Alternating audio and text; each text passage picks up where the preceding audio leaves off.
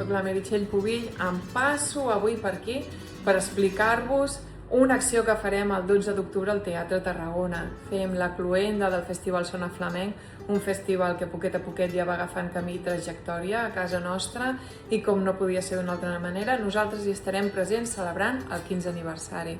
Hi haurà gent del nostre equip que encara continua actiu amb nosaltres i altres artistes, tant músics com ballarins que han començat de la nostra mà o que ja ens van donar un cop de mà quan nosaltres iniciàvem amb el nostre camí.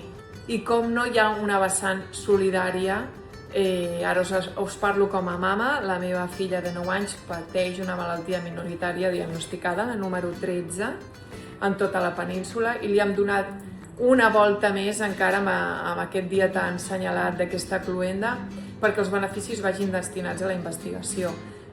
Perquè són poquetes famílies, perquè la investigació de les malalties minoritàries les hem de fer visibles.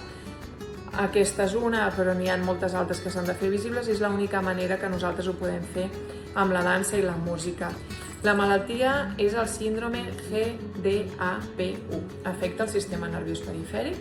La meva filla és ballarina, li encanta ballar tot, però sobretot el flamenc, i tot el que estem fent amb ella està ajudant a que ella hi hagi una inclusió real i se senti una més de tota la resta del seu equip.